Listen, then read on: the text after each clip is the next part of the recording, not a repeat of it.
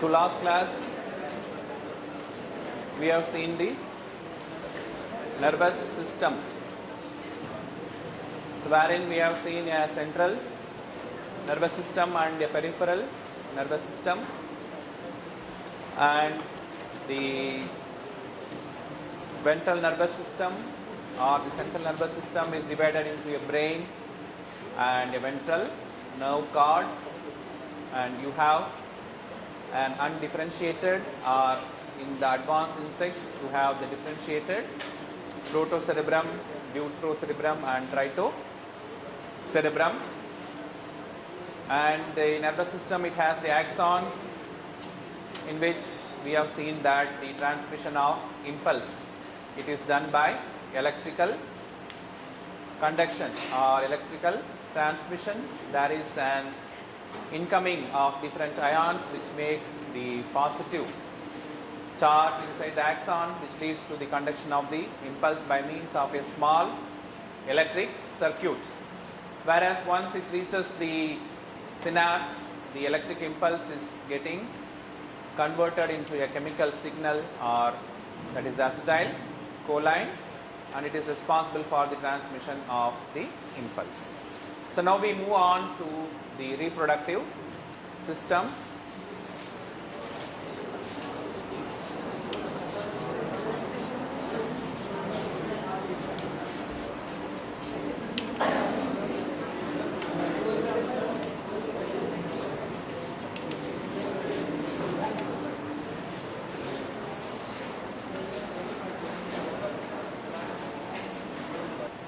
So the main principle of each and every organism is, हर एक organism का क्या मकसद है?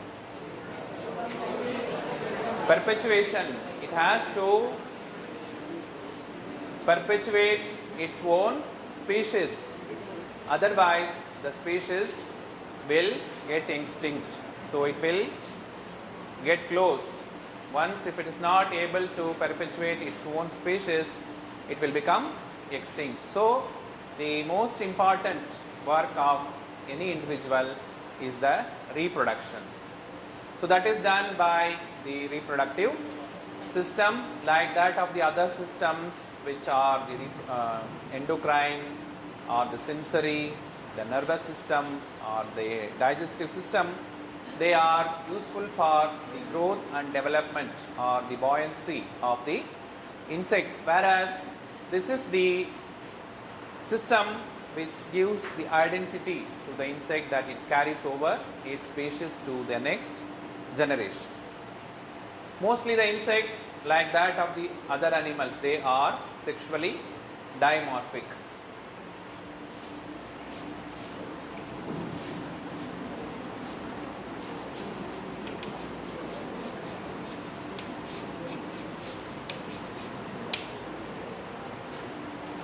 So they are sexually dimorphic, means the male and females are separate. In most of the cases, you can identify the males and females simply by seeing the insect. Simply, if you remember your previous practical classes, you might have studied the types of antennae. So where you can see the males of mosquitoes, they have a different types of antennae, and females of mosquitoes, they have a different type of antenna, plumose and pilose. Just by looking into the antenna, you can say that whether this is a male or whether this is a female. Same is the case with many of the insects. There will be a change, or there will be a difference in the antenna or the wings or the coloration or the size or shape of the insect. In general, all the females, they are bigger as compared to that of the males. Like we have seen the stick insects, you have seen the size of the female stick insect and the male stick. So the females are comparatively bigger as compared to the males. So in case of the females, you have a pair of ovaries.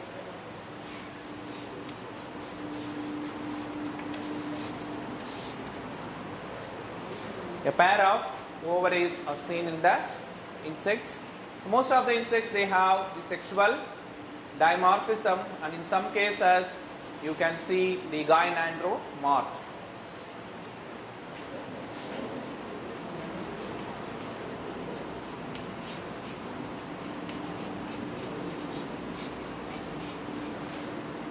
Or the herma.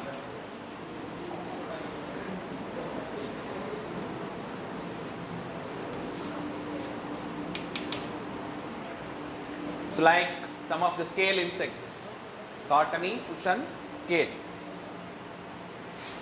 There is an insect.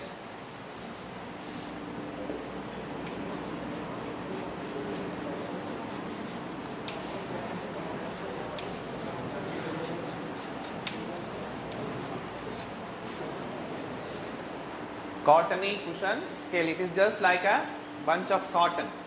So that's why it has the name cottony, cushion, scale. This is an hermaphrodite which has the functional male and female reproductive organ. It need not go to another insect for reproduction. It will reproduce by itself. Likewise, you have different types of reproduction in insects. Some of the insects, they do not need the females. Some insects, they do not need the males. They go for parthenogenesis. Most of the insects, they can complete some 5 or 6 generations without the help of the males. So when males are available, they will become bisexual. When males are not there, they will go for the parthenogenesis. That is an alternation of the generation, sexual and asexual generation. In many of the insects you can see. So during winter they will go for sexual cycle, and during summer they will go for asexual cycle, or 1 year they will go for sexual cycle and another year they will go for a asexual cycle. This is an alternation of generation in some of the insects. And some of the insects, they will reproduce in the immature stages if the food is not adequate, and because the principle, it has to be accomplished. इसका मकसद है इसको पूरा करना. It has to perpetuate the species. So many insects are there, they will reproduce in the larval stage, and many insects are there, they will reproduce in the pupal stage if the food is not adequate, or if there is an unfavorable condition, and if the insect feels that they cannot become the adults. So in such cases, they will reproduce either in the larval stage or in the pupal stage, that is the larval pedogenesis or the pupal pedogenesis. So this type of reproductions are, you have large number of this we will be seeing in a separate class. So coming to the reproductive system, in case of the males, you have a pair of ovaries. They are responsible for the reproduction.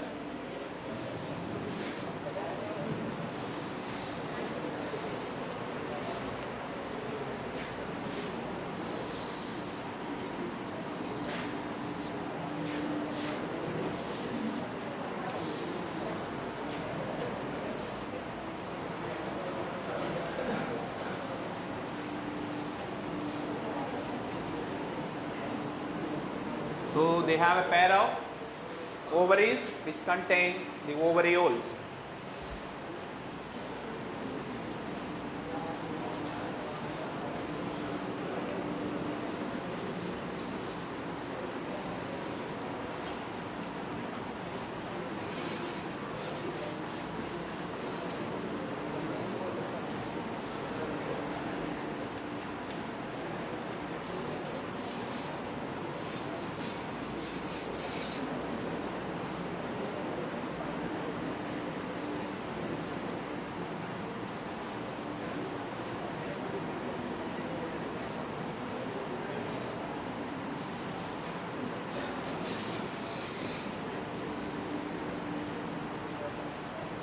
So this is a single ovary. It has a pair of ovaries which are connected at one point to the integument.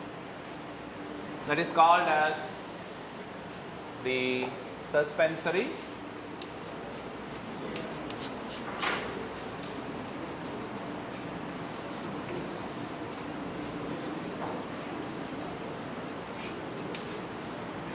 ligament.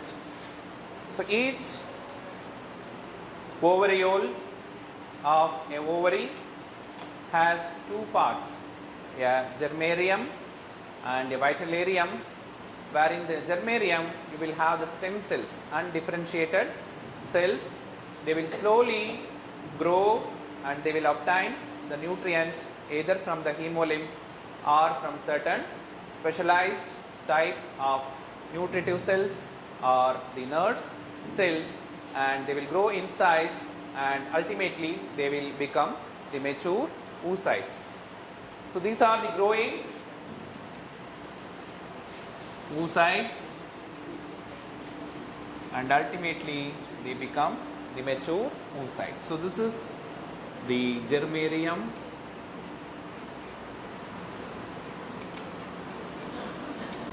and this is the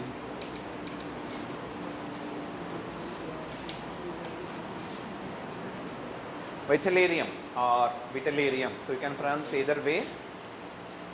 So here you have the undifferentiated cells in the germarium. They will slowly grow and reach the tip or the proximal end of the ovary, where you can see a egg pedicel.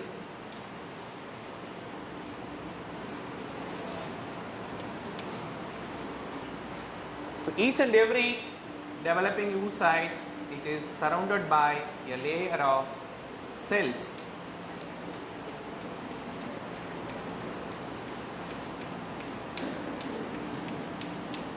which is called as the follicle, and this is a mature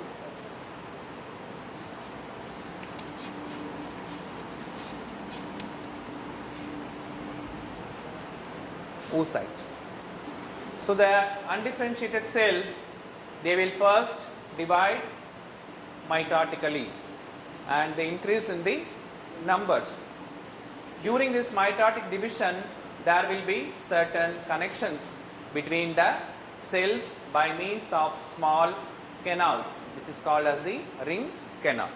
So those cells which have 4 ring canals, so those cells which have large number of ring canals, they will develop into the oocyte, and the remaining cells, they will develop into the trophocytes, or the cells which nurse or which give nutrition to the developing eggs. They are called as the trophocytes.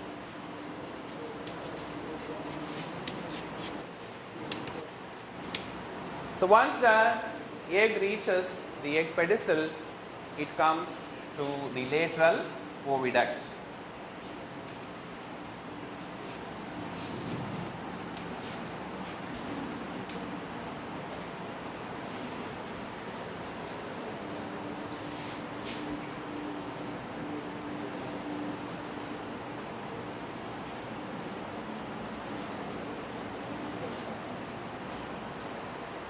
So this is the egg pedicel. The developed egg is released into a lateral oviduct. You have a pair of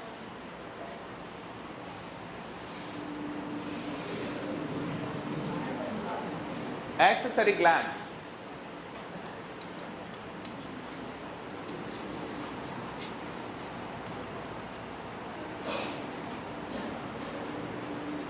A pair of accessory glands which is coming into the genital chamber. So this area is called as a genital.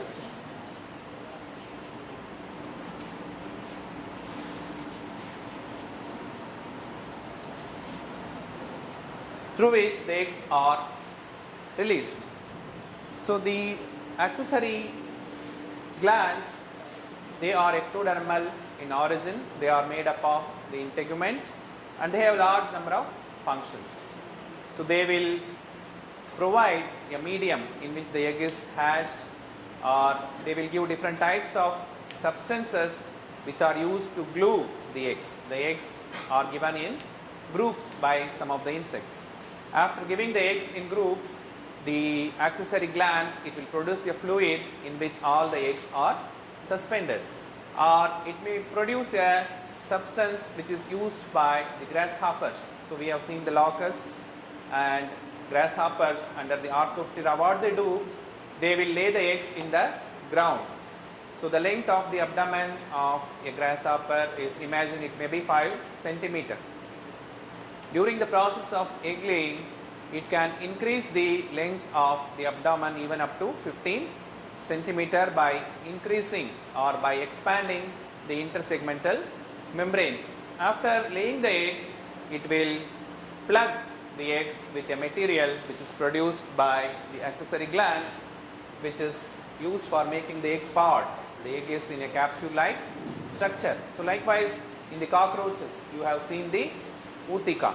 So we have seen the movie clip or animation of the Utica, where 8 plus 8, 16 eggs, they are put in a capsule-like structure, which is a chitinous structure that is produced by the accessory glands.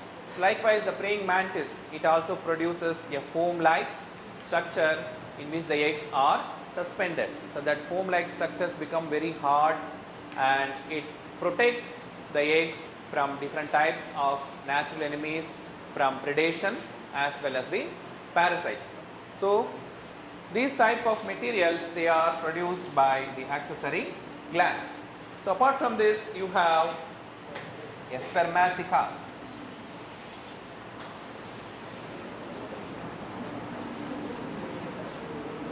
Spermatheca and a spermatical gland.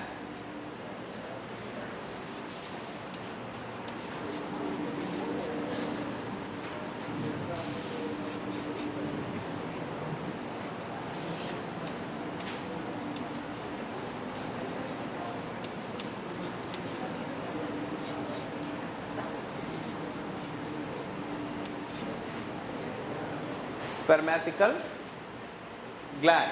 So this spermatheca is the most important structure in the female reproductive system. It is a refrigerator like structure in the reproductive system, and once the insect goes for mating, it will receive the sperms.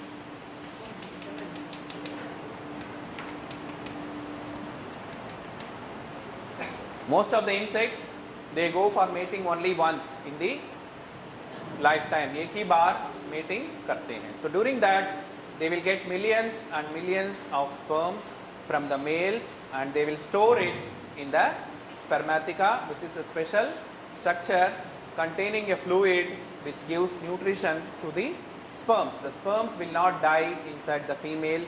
It will be kept in the spermatheca, which receives the nutrition from the gland, that is the spermatical gland.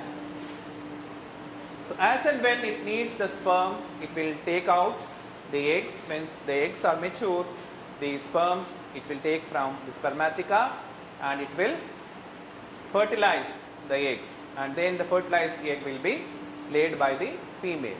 So that's why the insects, they have a capacity of laying whether fertilized egg or the unfertilized eggs. If the honeybee, if it wants to fertilize the eggs, it will use the sperms. If it doesn't want to lay a fertilized egg, it will not use the sperms. Accordingly, the insect, it will turn up as a male or a female. If it is fertilized, it will become a female. If it is not fertilized, it becomes a male. So that's why you can determine the sex of the offspring by whether it can fertilize or not fertilize the eggs. Then you have the gonopore. This is the genital chamber, and you have an opening which is called as the vulva, and it is concealed in the abdominal segments. It is concealed in the abdominal segment. So this is the basic structure of the ovary, that you have the ovarioles, which are having the developing egg cells, and these egg cells, they slowly grow by the process of mitosis, and those cells which have large number of ring canals. So different types of proteins, they are translated in the eggs, and you have ribosomes and you have fusomes. So these components, they will decide which of the cell will become a mature oocyte, and once the oocyte is mature, it will be released into a lateral or the egg pedicel, and it travels the lateral oviduct, and during its travel it will be fertilized by the spermatheca, where you can see the sperms, and ultimately the eggs are laid by the vulva. And whenever the insect lays the eggs, always it will lay the egg in the vicinity of the food material. Always the female, it takes due care that the progeny, it will have the accessibility of the food immediately after hatching. So most of the insects, what they do, they will hatch the insect inside the genital chamber itself. That is called as the viviparity. So most of the insects, the reproductive tract itself will hold the egg, and until reaching of the eggs, they will keep the eggs, and directly they will lay the larva. And most of the cases, they will feed the larva by means of structures which are present in the reproductive tract. These accessory glands in many insects, they are modified into milk glands. They produce the nutrition to the developing larva, and the larva will take food inside the reproductive tract itself, like that of the higher animals. The insects, they will grow inside the mother, and once they become mature, immediately they will be laid, and immediately they will pupate, and after that they will become the adults. So this type of viviparity is also seen in the insects, where they derive the nutrition from the accessory glands. And the ovarioles in most of the insects, they are getting the nutrition, and they will have the protein. Yolk protein is called as the vitellin.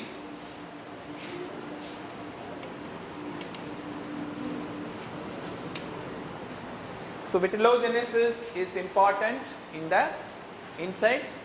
So insects, it is very peculiar thing where the protein, it is synthesized in the fat bodies.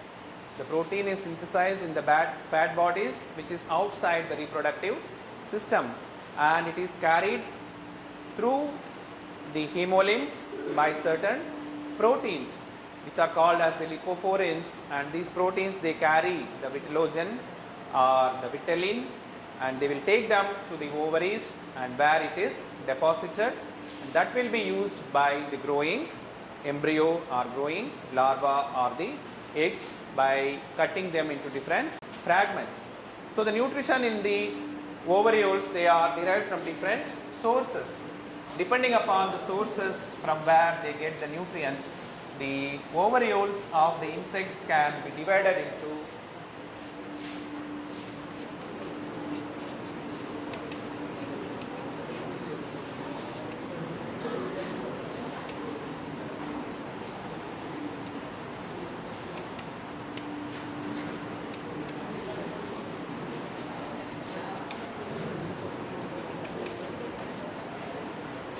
ovarioles can be classified into panoistic or meroistic, depending upon the nutrition from where they derive.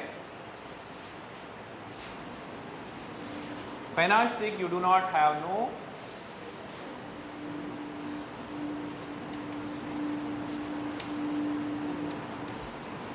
nutritive cells or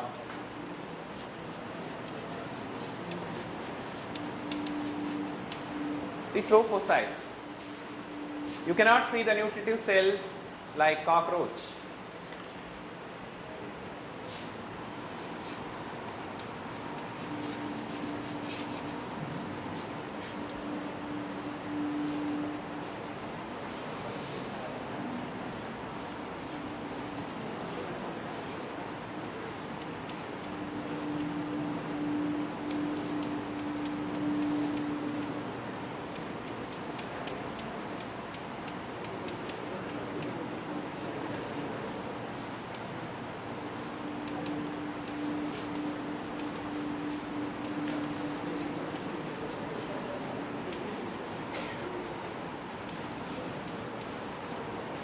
So they derive the nutrition, the developing eggs or the oocytes, they derive nutrition from the follicular epithelium through the hemolymph. The hemolymph will supply the nutrients to the developing eggs. So these type of eggs you can see in the lower insects, that is the cockroach, and they are called as the panoistic ovarioles. And in the developed insects or the higher insects, you can see the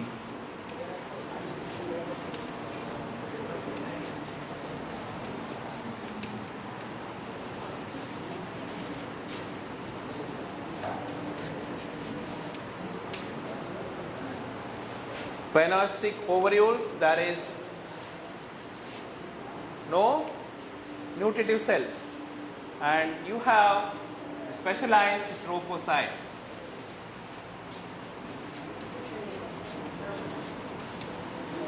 In the merastic ovarioles, there are certain nurse cells or nutrient providing cells or the trophocytes which provide the nutrients to the developing ovaries.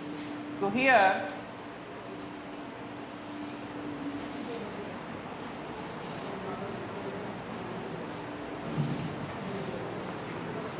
these are the developing oocytes.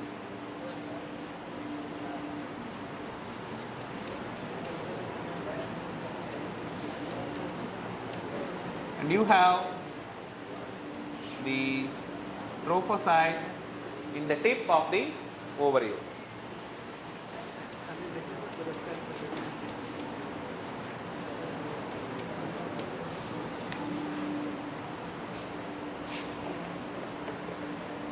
All the developing eggs, they are connected with the ovariole.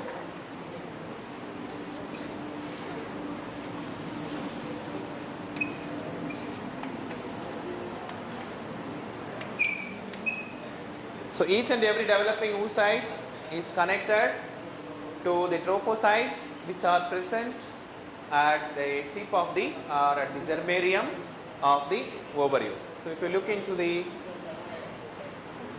so these are the trophocytes. Each and every trophocytes, it is connected.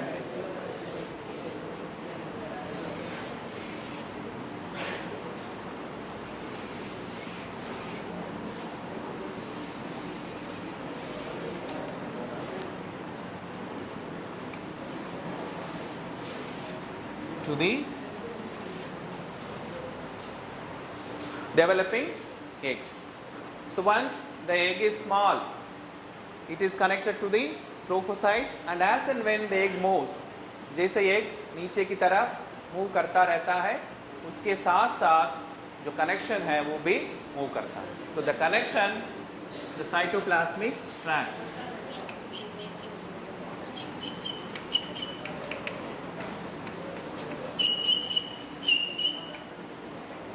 So the connections to which the eggs are connected to the trophocytes, they will move along with the movement of the developing oocytes or developing eggs.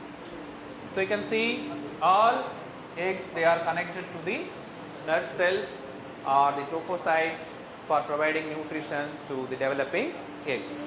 Whereas in case of polytrophic ovarioles, if you see,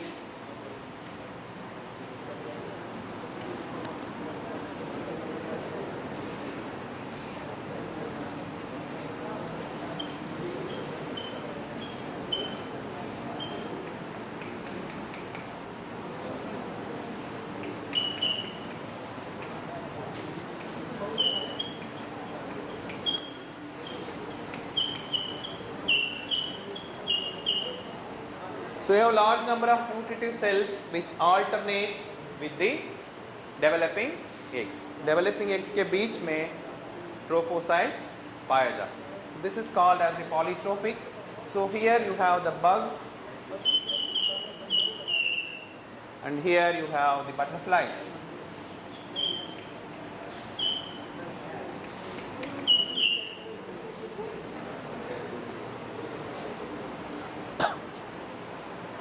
So in case of the bugs, they are also very less developed insects as compared to the butterflies or moths or bees or wasps. So in case of the acrotrophic ovariole, the each and every developing oocyte, it is connected to the trophocytes which are aggregated in the germarium part of the ovariole. Whereas in case of the polytrophic, you have the trophocytes which alternate with the developing eggs. So all the eggs, they have an exposure to a large number of trophocytes or nutritive cells where they can get the nutrients. So after the egg develops, some of the eggs may be used for producing the progenies. They will be fertilized within the reproductive tract by taking the sperm from the spermatheca, or in most of the cases what happens, they produce the eggs, and some of the females, they will not be able to find out an appropriate place for laying the eggs. So in such cases, those females, what they will do, they will again absorb the eggs and they will consume the eggs. They will not waste the eggs. So this process is called as oosorption.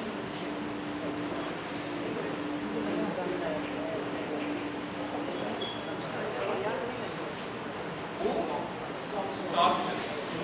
So if the insect is not having food, or if the insect is not having an appropriate place for laying the eggs, for example, rice stem borer, it will lay the eggs only in the rice. Sugarcane stem borer, it will lay only in the sugarcane.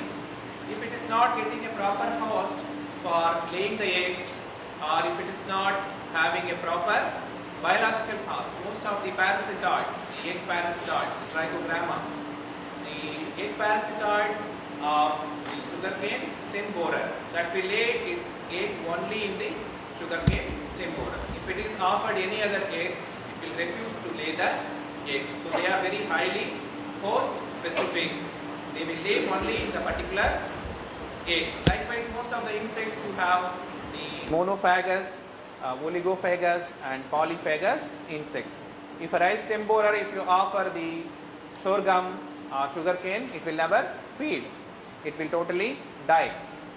So likewise, some of the insects, they are monophagous, and some of the insects, they are polyphagous. So like the Helicover parmigira, it feeds on more than 150 crops. It feeds on tomato, it feeds on tobacco, it feeds on cauliflower or cabbage or even rice. You can see the Helicover part. For those insects, the laying of eggs is not a problem. For those type of monophagous or very highly host specific insects, they will not be able to lay the eggs if they are not getting the appropriate host or appropriate host insect. In such instances, they will again absorb the eggs and they will use it for the metabolic process. This process is called as the oosorption. So most of the cases, there will be a direct sperm transfer. The females and males, they will mate, and the female will produce the sperms and it will transfer the sperms, the males will produce the sperms and it will transfer the sperms to the females. But in very rare cases, like in that of the aterigotes. So we have seen the orders in the aterigotes.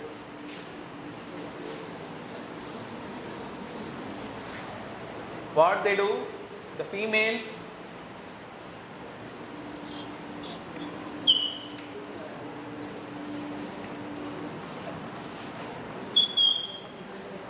and males.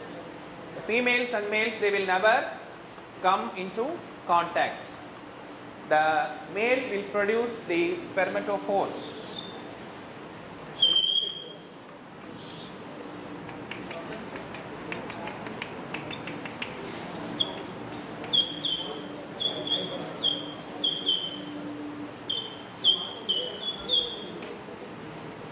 Spermatophores.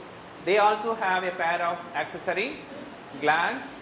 They will produce a capsule-like structure and they will stick it on the walls or grounds. जहाँ भी चलते हैं वहाँ पे sperms को एक capsule जैसे structure में बना के चिपका देते हैं. They produce the spermatophores and stick it on different surfaces. the female, it will look for the spermatophores and it will take up the spermatophores so that there is no contact between the males and females. So this is a primitive mode of life like that of the aquatic animals. Most of the animals, they leave the sperms in water, and females, they will take up the sperms. Like that, the primitive insects, they produce the spermatophores, and the males, the females, they take the spermatophores. This is called as indirect sperm transfer. Whereas in all the other cases, you will have a direct sperm transfer. So we have seen in that of the dragonflies, there is a special mechanism that the second abdominal segment produces the sperms and it is transferred to the last segments, wherein the females, they will take up the sperms during the nuptial flight and it will lay the eggs in the water. And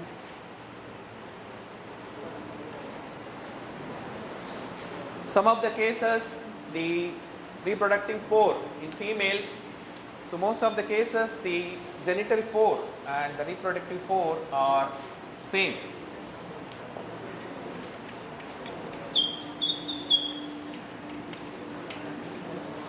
In some butterflies and moths, in some small primitive butterflies, you can see that the reproductive pore as well as the copulatory pore, both are same. So that is a primitive condition which is called as diatricia. And if it is,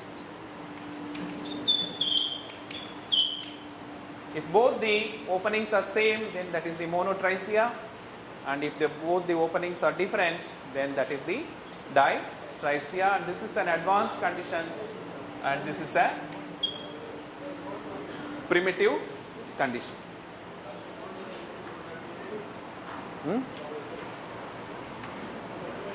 So in certain butterflies, you can see such difference even in single order. Same group, you can get different types of insects. In some insects, you have both the pores in the same way, they will go for copulation, and in same way they will lay the eggs. And in some higher insects, the egg laying will be from different opening and mating will be from different opening.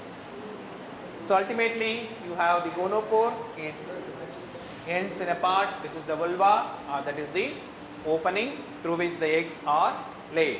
Most of the cases, the external genitalia is totally different in all the species.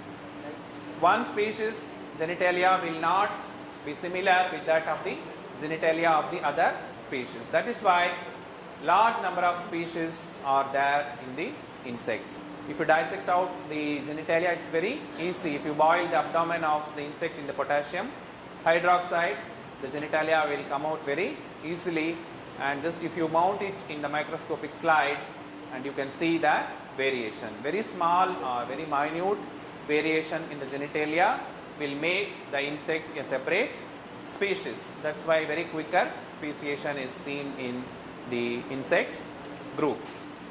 So this is what with regard to the female reproductive system. So if you have any doubt, you can ask.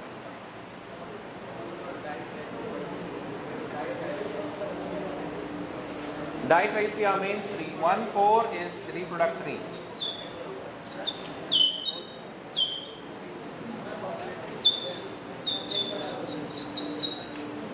So you have two action in the females. One is reproduction, other one is copulation. So it has to reproduce and it has to mate. If the insect has both pores separately, reproduction is done through an opening and copulation is done through another opening. That is called as diatricia. If both are done by the same opening, then it is called as monotricia. So clear? So to put it in a nutshell, you have a pair of ovaries which are containing the individual units, that is the ovarioles. The number may vary with different insects. So if you see the termites, they have large number of ovarioles. They produce more than 30,000 eggs per day. They are the egg laying machines. Like honeybees, this Termites, they have large number of ovules, but majority of the insects it is 8. 8 ovules are there per ovary, and in some cases the number of ovaries they will depend on the nutrition of the insects. If take more amount of nutrition, the number of ovules will be more. If they take less nutrition, the number of ovules will be less. So you can see in the mosquitoes, Aedes aegypti, and in some cases if they do not take the blood meal, the Aedes aegypti or Culex, the human protein is very important for egg laying. Unless if the mosquito feeds on the human blood, it will not be able to lay the eggs. There are certain proteins in the human blood which is taken by the mosquito, and it induces the egg development in the mosquitoes. If they do not take the human blood, they will not be able to lay the eggs. And the quality as well as the quantity of the human blood matters in the mosquitoes for the process of egg laying. So they have different types of proteases which will act at different time. So if the amount is not less, if the amount is not sufficient, ultimately they will die and they will not be able to produce the viable eggs. So they have the ovules which open into egg pedicel, and they have a pair of lateral oviducts which joins into a common oviduct, and they pass through the genital chamber through the vulva, and the eggs they develop in the germarium, wherein they get the nutrition and slowly they move towards the egg pedicel, and they divide mitotically repeatedly, and they get the fusomes and the ring canals, and those cells which have large number of ring canals, they become the mature eggs, and other cells they become the nutritive cells or the trophocytes.